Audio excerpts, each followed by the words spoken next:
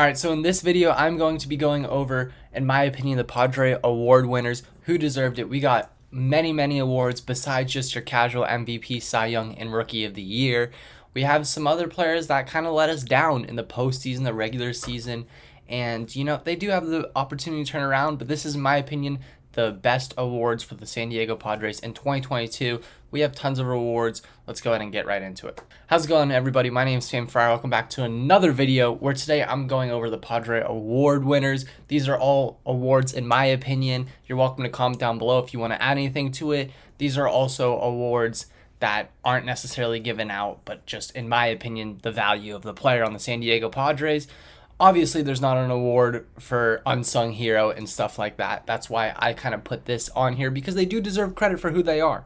But without further ado, let's hop right into this. MVP, very simple, Manny Machado. I mean, who else do you think could possibly be the MVP?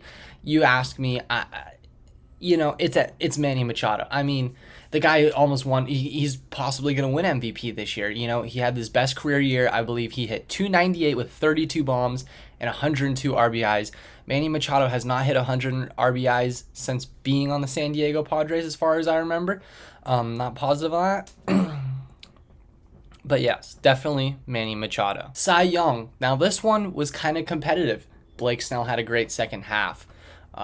Musgrove had a great first half, and he kind of faltered a bit in the middle months, the dog days, so to say. But you got to go with Mr. Consistent. Yu Darvish, he deserves Cy Young, and I get it. Joe Musgrove has a great case. Blake Snell has just as good of a case. But I got to give it to Yu Darvish just for the simple fact that Yu Darvish started the postseason game one, and every series he was healthy. If that doesn't tell you his value to the team, I don't know what will. So I want Yu Darvish for Cy Young. Now, kind of piggybacking off of Cy Young and still talking pictures, most improved, this is very obvious. It's Java Joe Musgrove. Musgrove came in, had his first all-star season. He had, I want to say he had a sub-2 ERA for the first half, and he finished around 2.5.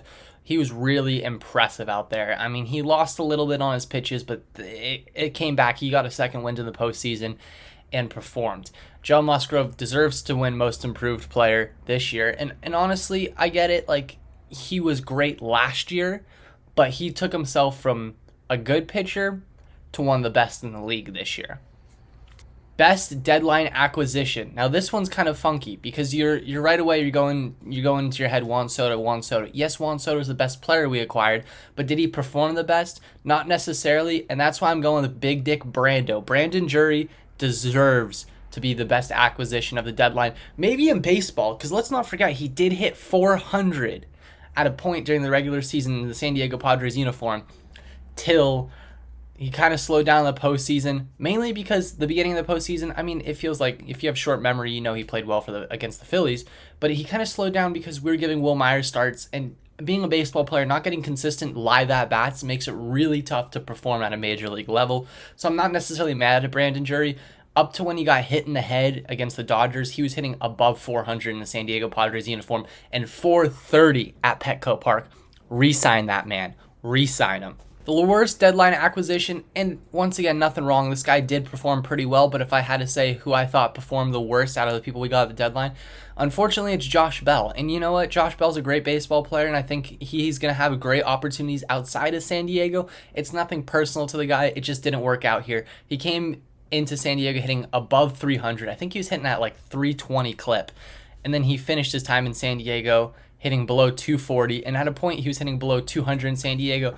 In September and October, he definitely turned up. I mean, I think my best memory of him was hitting that ball against Scherzer in the first inning that really kicked off our postseason run. But Josh Bell, I just think he's better suited on another team, unfortunately. Best offseason acquisition. This one was also another funky one to hand out because, we didn't go all in during the offseason. We were adjusting small pieces. We were expecting to have a team that would be able to compete at the top level with just what we already had, because we felt like in 2021 we didn't perform to expected, and I completely agree with that. And I think the best offseason acquisition, the guy that performed the best, is Nick Martinez. Nick Martinez is also on such a weird contract where he could opt out and say fuck San Diego and go get his bag somewhere else. Respectfully, if he wants to do that, he can. I think Nick Martinez is a great baseball player. I think he's got the dog in him, as people say. He has the dog in him. He performs super well. He can be a reliever. He can be a starter. There's not that many people in the league that can do that. But Nick Martinez had a great year for us as a starter for the first 2 months, and then throughout the bullpen, he was performing well. He had one of the lowest ERAs in the bullpen. He had one of the best FIPs on the Padres. And, I would love to bring him back. Just speaking about Nick Martinez, I think he's a great clubhouse guy. I think he's a great pitcher, but you never know how stuff like that's going to work. He's got an opportunity to make a lot of money now, so hopefully, go get your bag, Nick Martinez, but I hope you stay in San Diego. Worst offseason acquisition? This one's really obvious, and this one really pisses me off when I say this guy's name. You guys already know who I'm going to say, Sean Manaea. Nothing personal to Sean Manaea, but my God, what the hell happened in that second half? That was embarrassing. You were struggling against the Royals, against the Tigers. You were giving up 10 runs. And I understand baseball's not an easy sport, but at some point they're going to line out. At some point they're going to pop out. At some point they're going to ground out. How were you able to give up 10 runs, dude? It doesn't make sense to me. I don't know exactly how you pulled it off. I don't know what happened during the season, because if you remember in April, Sean Manaea seemed like one of our best pitchers. Him and Blake Snell almost flipped roles, I would say. I mean, Blake Snell didn't have nearly as bad of a first half as Sean Manaea did second half. But I mean, best of luck to you, Sean. I don't think you're fitted on the Padres anymore. The reason we brought Sean Manaea in, if you didn't watch Friar Friday yesterday that just came out, the reason we brought Sean Manaea in is because he was Bob Melvin's guy. Bob Melvin wanted his guy, and that's why Sean Manaea came in Game 4 and he tried to do what he tried to do, because it's Bob Melvin's guy. Bob Melvin's a little bit more adjusted now, so I don't think he necessarily needs to have his guy. But Sean Manaea, unfortunately, I think your time at the San Diego Padres is done. You could be a spring training invitee, but that's just my opinion. Coach of the Year. This one is an interesting award because you really don't know people besides the manager. A lot of people don't talk about people besides the manager necessarily with the Padres, with any team. But the Coach of the Year, I had to go with Ruben Nebula.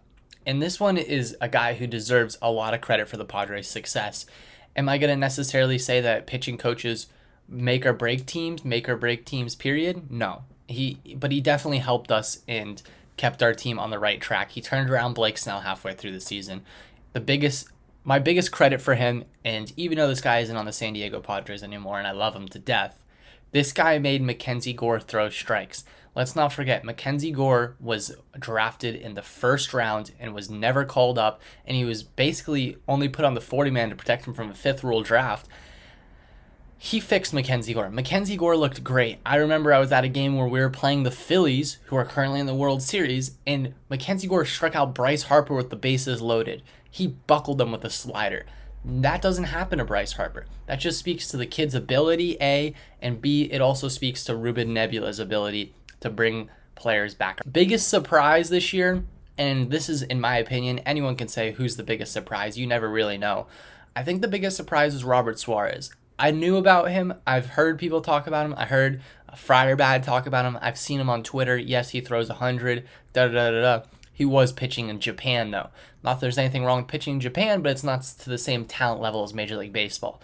And this guy came in. He was a little shaking. If you remember his first appearance, he came in and he gave up basically the game. He lost us Game 1 of the season.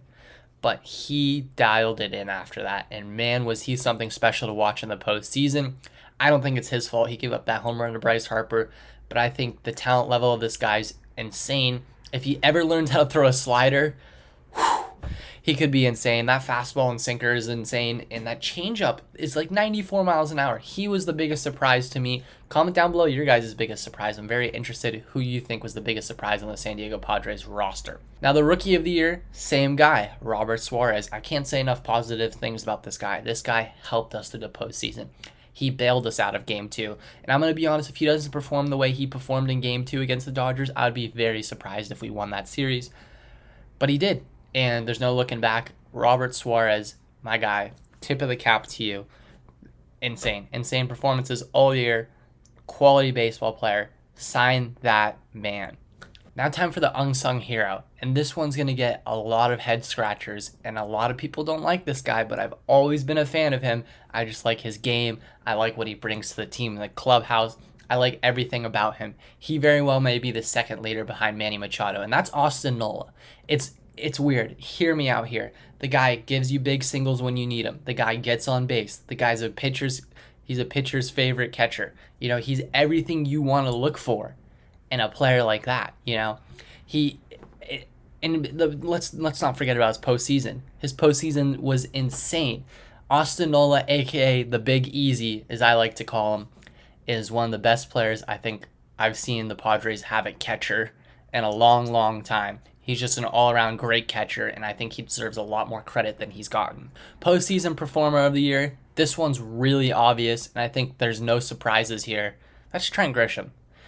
He had a really bad NLCS. He actually didn't even get a hit in the NLCS, so go ahead, boo him for that, whatever, but if he doesn't do what he did, we don't make the playoffs. I mean, sorry, not that we don't make the playoffs. We don't make it out of the wild card. We don't make it out of the division series. That's just, he balled out in 2 of those series. And you know what? Credit to him. I don't know if he's going to be on this team after next year or after this year. But man, Trent Grisham, you came through in the postseason for us. I'm forever thankful. But that's in my opinion. I give him postseason Performer of the Year. All right, thank you guys so much for watching. Comment down below your guys' awards, your guys' postseason performer, biggest surprise, MVP. I think we're all going to agree it's Manny Machado. Worst deadline acquisition, best deadline acquisition. Let me know down in the comment section. Thank you guys so much for watching. Make sure to like, comment, subscribe, and I'll see you all in the next video. Peace.